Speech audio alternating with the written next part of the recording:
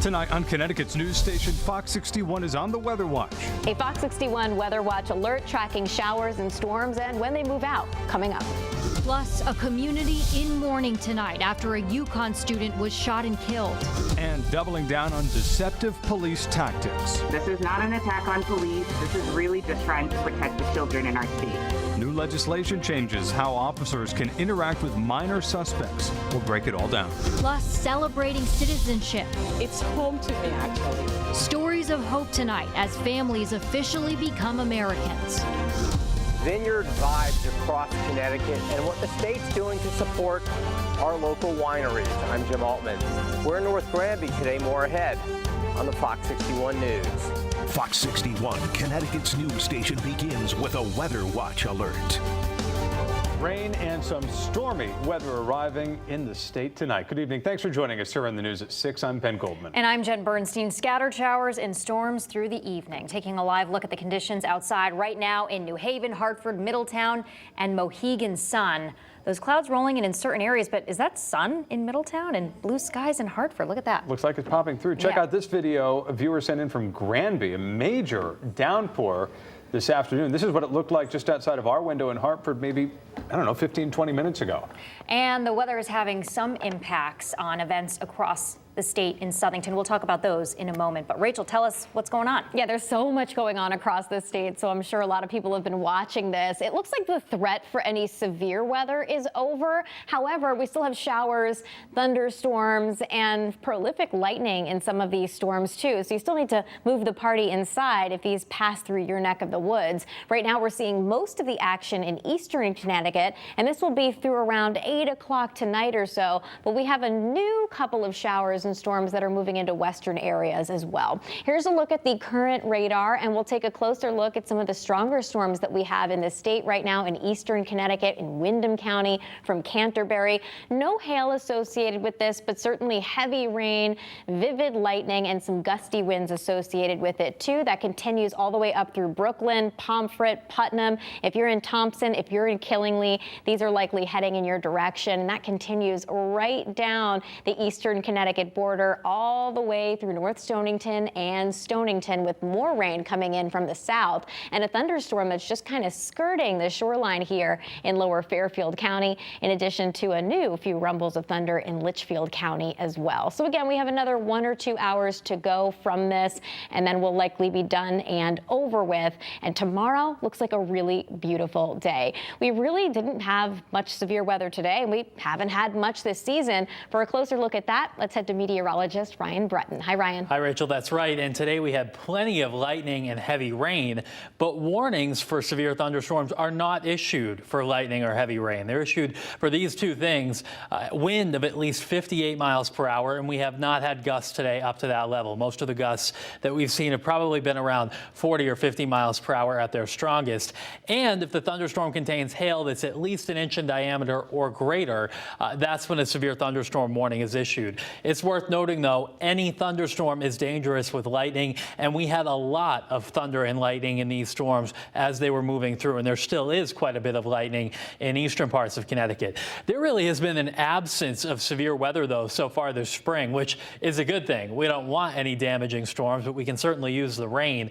Up through this date, so far this year, there have only been 7 severe thunderstorm warnings issued in Connecticut, and if you look back over the last few years, 2021 up through this date, there were 25 severe thunderstorm or tornado warnings issued up through this date that year. So it goes to show it can be a lot busier this time of the year, and we do have more chances for rain in the forecast, including a couple of more storms tonight and maybe a few more later this week. Rachel will be back with much more on that coming up in just a few minutes. Jen, back to you. All right, thank you, Ryan.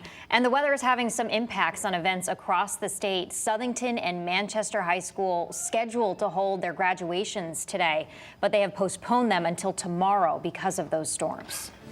In other news here, a homicide in Hartford. Police on the hunt for a suspect who they say shot and killed a UConn student last night. Fox 61's Carmen Chow joins us now with what we know so far.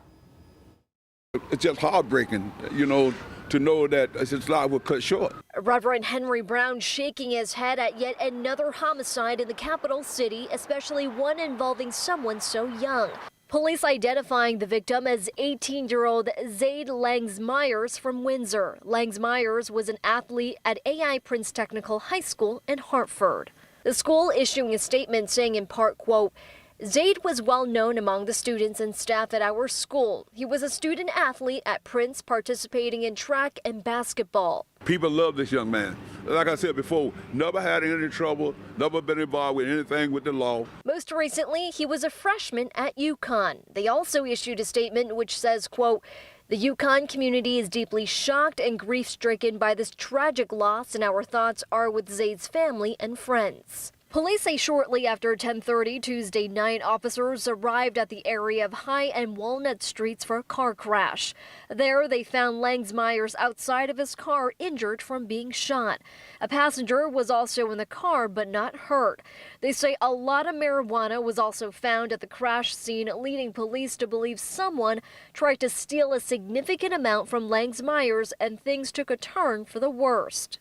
Police later determined the shooting happened on Brook Street prior to the crash. It's horrible when anybody dies. It's just, this is number 12 for the year. Compared to we are diving last year, we were at 17, so we're having a little bit lighter of a year. A longtime resident on Brook Street telling Fox 61 this is not surprising to him anymore. I hear shooting all the time over here, so I never look outside. Police say they do have leads, but so far there have been no announcement of any suspects being arrested. But if you have any information, you're urged to reach out to Hartford Police immediately. Reporting in Hartford, Carmen Chow, Fox 61, Connecticut's news station. Carmen, thank you. A senior with a big heart and even bigger friend base slain inside of a Willimantic housing unit. Nearly 7 years later, efforts to solve his case grow cold.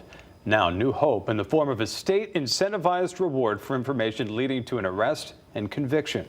Fox 61's Samaya Hernandez is at the John Ashton Towers in Willimantic with more. William Alvarado's family describe him as a kind, overly trusting man who knew his neighbors well. Now the family is calling on those neighbors to help crack this cold case. Willimantic police can go years without a single homicide case. This is a rare event for Willimantic. On September 7th, 2016, that changed when 73-year-old William Alvarado was found dead inside his home on Valley Street. His death later ruled a homicide. We do believe that William knew his killer well. Melissa Alvarado is his niece. Super trusting, which is probably, not good because where it got him. For nearly 7 years, the Alvarado family has carried on without answers. In the manner that they took him, it's devastating. And there is someone out there, a killer, loose. Wyndham State's Attorney Ann Mahoney elevating the case to major crimes, and now a cold case unit, where on Wednesday she announced a $50,000 reward for information, leading to an arrest and conviction. Oftentimes people don't know that the information that they have is significant because they can't see the entire picture. The reward bringing the family new hope. I don't want to be involved, but now they have some sort of reason. Unfortunately, it's for money, but whatever it takes, we'll take it, We just want it solved. If you know anything about what happened to William Alvarado, you are urged to contact the state's attorney's cold case unit. Those tips can be anonymous, and we have that information for you at fox61.com. In Willimantic, I'm Samaya Hernandez, Fox 61, Connecticut's news station. Samaya, thank you very much. Well, 2 teens are facing charges for allegedly robbing another teen at gunpoint, not once, but twice. Police say yesterday afternoon someone noticed the teen walking in Peterson Park with a bloody face. The teen told police 2 teens robbed him at gunpoint before punching him with brass knuckles. He said the same teens robbed him the day before. After investigating, police found the teens in a car along with a 3rd teenager. Officers found 2 loaded guns in the car, one with a serial number scratched off and another stolen out of Louisiana. Southington police are investigating an armed robbery at a gas station. Police say a man entered a mobile gas station last night on Meriden-Waterbury Turnpike. He allegedly pointed a gun at the store clerk and demanded money from the register. Police say more than $1,000 in cash was stolen. Anyone with information is asked to contact Southington police. Now the latest on former President Donald Trump's indictment. Trump slamming federal prosecutors hours after making his first appearance in court. The government now has to turn over its evidence to the defense, but Trump's attorneys will need security clearances to review those documents, something that experts say could drag this process out. That's before they even begin to fight over the documents, redactions, and declassifications that may be central to President Trump's defense. Just the process of sharing that information is going to take probably at least a year. They want to take away my freedom because I will never let them take away your freedom. According to a Quinnipiac University poll out today, the amount of support for former President Trump has not changed in the wake of his indictment. On Friday, President Joe Biden is set to visit Connecticut to attend a gun safety summit at the University of Hartford. The president is expected to commemorate 1 year since Congress passed the bipartisan Safer Communities Act. It's the first major gun safety bill in decades. We'll have live team coverage all day long on Friday of the president's visit.